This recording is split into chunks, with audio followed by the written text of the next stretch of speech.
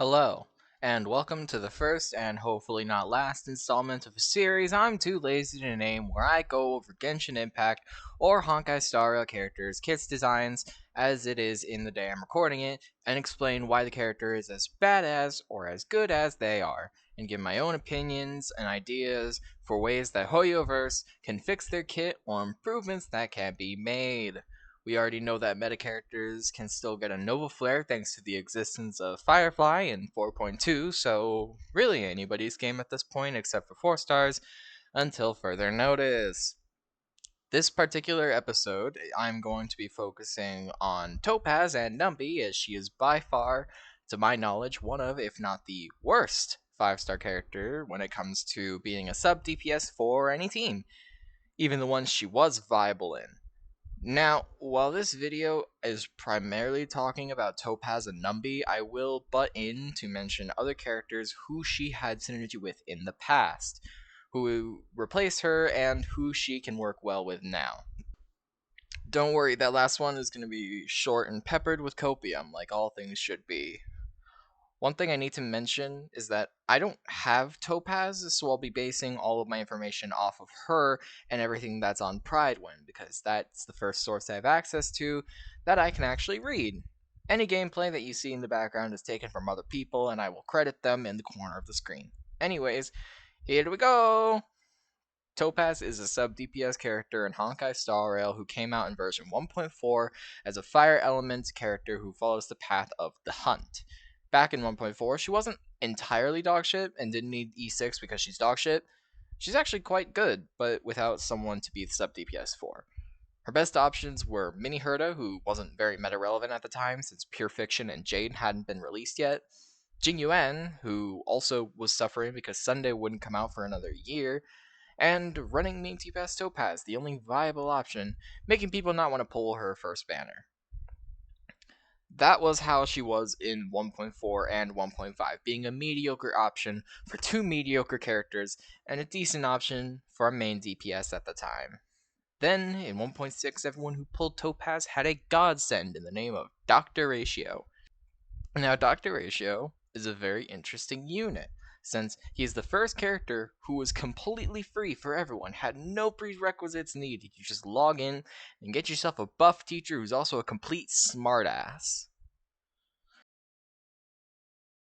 In the sense that she helped Dr. Ratio in the sense that Ratio wanted debuffs on his primary target to not only be able to proc his talent, but also to get him his crit buffs, which make him easier to build, and therefore stronger as a damage dealer. Even more so if you got Topaz's E1 or Dr. Ratio's E1, which the former makes Ratio's follow-up attacks do upwards of 50% more crit damage, and the latter letting Ratio's passive get him a total of 25% crit rate and 50% crit damage, basically for free. Then they hit a dry spot in 2.0, with the only real benefit being Sparkle, who didn't entirely help much since Topaz was already SP positive, and the most viable sustain at the time was Fushuan or Ho-Ho, both of whom are also SP positive or at the very worst SP neutral. It was in 2.1 when Aventurine released, who solidified himself as the shielder to be for the time, since he could generate them for the entire party thanks to his skill and follow-up attacks, whereas March 7th needed to skill on each ally individually, and Japard needed to use his ultimate, which was inconsistent at best. He also allowed allies to deal a total of 15% more crit damage onto a single target, which is perfect for Ratio and Topaz considering they are both single target. Then you just slap Silverwolf as the third slot and fulfill Ratio's debuff quota, and you have yourself a solid, high damage team for 2.1's damage ceiling. Then, version 2.2 came out and finally completed the first ever follow-up premium team with Robin, a Harmony character who increases damage, attack, crit damage, and she additionally action advances all allies to immediately act upon using her ultimate, which she regenerates quickly from allies who attack frequently. Now, if you didn't know, Topaz, Dr. Ratio, and Aventurine all attack pretty fucking often, so that made her synergize with them perfectly on top of the follow-up attack damage boost she gave everyone. So right now, in 2.2, Topaz is doing really well. She's a best in slot for a premium team that has a free 5-star in it. She also just got in a rerun in 2.2, so that made her available for everyone who missed out and can experience the joy she brings to your account. Even in 2.3, the release of who is soon to end her career, March 7th Hunt, came out, but didn't really have the same synergy that Topaz did with Ratio, and so Topaz was still widely considered to be the better sub DPS to bring. However, one problem that rose up was the introduction to the premium DPS for another engine, Firefly. Firefly, along with Renmei, Harmony Trailblazer, and Gallagher, made up the strongest free-to-play team in the game so far, which spelled trouble for Topaz's follow-up engine, considering 2 limited characters, a free E6 5-star, and a 4-star is a whole hell of a lot more easy to access than 3 limited characters and 1 for free who's stuck at A0 unless you pulled his Eidolons.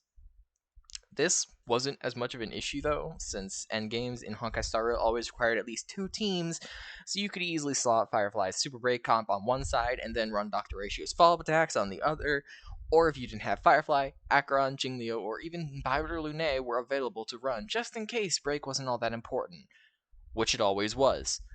This bridges me to the next part of Topaz's history, which is a new 5-star DPS in the form of Fiao, who came out in 2.5, along with her very own sub DPS, Moles. I probably butchered that, I'm so sorry.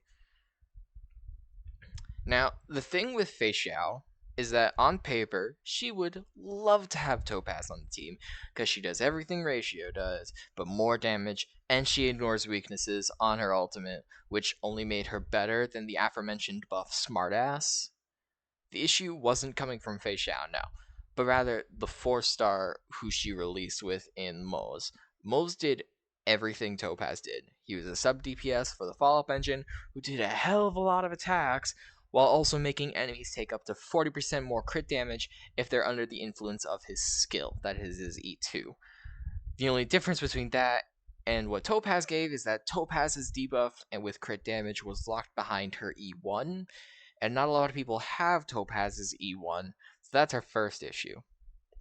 Her second was that her own numbers were roughly on par with that of Moles and her other competitor, March 7th Hunt, who also had weakness ignored to a lesser extent, but also attacked way more often and built up Fei Xiao's ultimate way faster.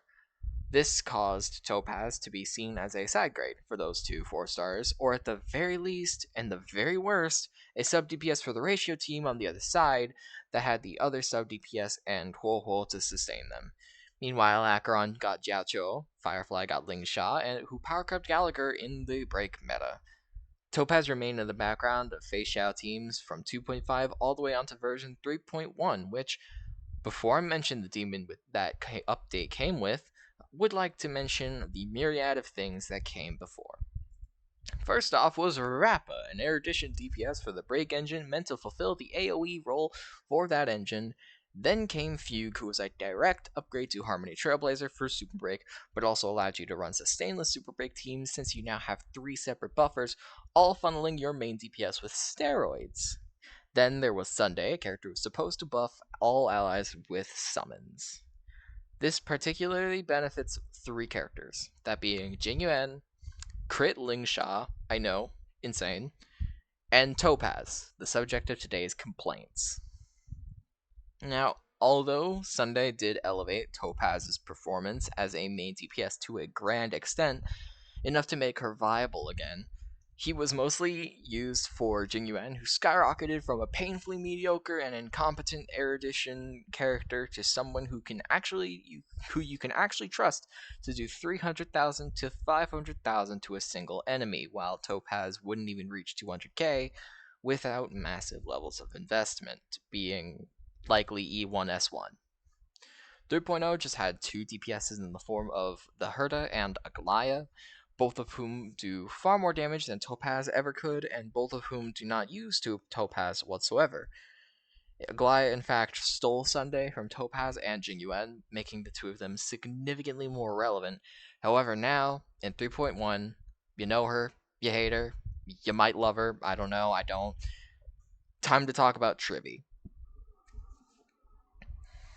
I won't say what Trivy does in battle right now, but instead I'll just say what she brings to the table in terms of buff, which isn't all too much, but it's a lot in terms of strength, and that is 24% all-type res pen for every ally, and makes enemies take 30% more damage. Now, the reason why Tribby is far better than Topaz in terms of meta is because Tribby attacks enemies way more often than Topaz could ever do so. And also, she deals more damage, she's AoE, and she's a Harmony character which allows her to use Dance Dance Dance, which is the best Lycone in the fucking game. And so she helps Fiao out way more than Topaz could ever do so. Tribby officially ended Topaz's place in any Fiao team because she does the same thing Topaz does, but significantly better. Topaz is already no longer viable in the meta, and we haven't even gone to Cypher yet. That's sad. Cypher, Ashvale, and Mortnax Blade, to be very quick, they're all better than Topaz in every possible way. They deal more damage, give better buffs or debuffs, and are just generally better than her in every way, shape, or form. Cypher, in fact, made Dr. Ratio usable again. I was actually able to do a MOC clear in the last MOC with a 3-cost ratio team, and it was E0S0 ratio, E0S1 or E0S0 Sunday, E0S1 Cypher, and E0S0 DHBT, which is very impressive in my opinion, considering how dog shit ratio is. It was 8 cycles though, so maybe it's not that impressive, but I still cleared. I still got 3 stars. Thankfully, in 3.7, she was added to the Stellar Companion shop, making her and her Eidolons free. Her light cone, unfortunately, requires you to fork over $40, which sucks since it's the best part of her kit, but I digress. I would now like to mention the fact that on Topaz on Pridewind's official tier list is only a tier 3 character, which I would like to call it absolute bullshit. Topaz, as of right now, is in the worst possible situation for a character to be in. She's a sub DPS for a damage engine that has a large amount of sub DPSs, and she's the weakest one out of all of them. She can't run as a main DPS because her numbers being lower than Arlen's, even at high Eidolon investment. At this point in the meta of the game, where you would genuinely be better off using literally anyone else. Except maybe Yancheng. Maybe. It's close though. Now that I've explained the lore behind Topaz's meta placement, as well as why she sucks, now it's the part of the video where I have to dissect her kit and give a few ideas of how Hoyoverse can buff her and make her viable again. Which won't be easy. Topaz's entire kit falls down to the damage her summon Numby is doing, which is to a single enemy target chosen by Topaz's skill. Her ultimate increases Numby's damage dealt to enemies and also increases its crit damage by 25%, which is good because then she can funnel more relic substats into crit rate and speed. Her Ascension traces are sadly not that great, giving her basic attacks the same properties as follow-up attacks, making her deal more damage to enemies with fire weakness, and also giving her some energy when the enhanced follow-up attack is triggered. Her Eidolons are fine, at least for the version 1 unbuffed character. E1, as stated before, makes enemies take up more crit damage from follow-up attacks, which is basically mandatory to make her function nowadays. E2 is just some energy from every follow-up attack. E4 is like E2, but instead of energy, it's action advance on Topaz, and then E6 makes her ultimate last 1 turn longer, and give her all-type res pen, which is a standard bonus on every C6, so I don't mind that it's there. What I do mind, however, is the fact that it's only 10% all-type res pen, which normally wouldn't be a bad thing if every version 1.x character with res pen boost was around that ballpark.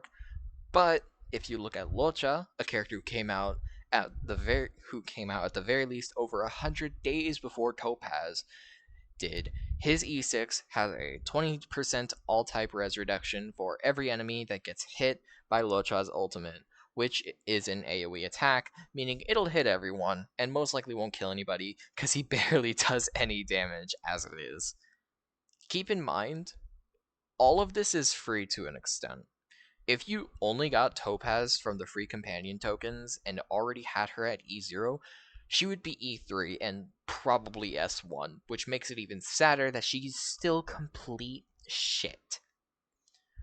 you can try to make her work as much as you want. You could try to run her with Ashvale, Fiao, and Mortnax, and maybe she'll hit 100,000 on a normal Numby attack, or just a normal attack in general. But the chances of that happening are entirely dependent on everyone else's investment, and even then, I'm pretty sure Moe's is still stronger than her in that team, which makes her entirely redundant. Now, this is the part where I go through her kit, try to make it as good as possible without compromising her kit's purpose and rendering her current kit completely worthless. So, here are my ideas. Completely overhaul her first passive since her basic attacks shouldn't be doing damage in the first place, making her first passive buff all allies follow-up attack damage based on how many characters that follow the path of the hunt by 20% up to a maximum of 80%. This will incentivize people to run her with Ashvale and Fiao. Secondly, just increase her numbers. It's really sad that a 5-star has lower percentage numbers than what is collectively agreed upon as the worst character in the game. Even though I still think that Luca, Natasha, and Japard fit that spot way more. And lastly, have her ultimate last for 3 hits instead of 2 at E0, and have it increase everybody's speed by 50% at E6, or based on whatever her current speed is, which helps with the passive overhaul since the faster your team is, the less hits they will personally take, and the more likely they are to survive. If Hoyo really wanted to do something with her, just make it so that she boosts follow-up attack crit rate by like 60% or something, so that follow-up attack characters can focus on attack and speed. Then Ashvale and Topaz will be the strongest duet on the same path for a long time to come. If she gets a buff that's actually good and doesn't completely change the way her kit functions, and an actual damage boost and not just more uptime on a single thing that changes nothing.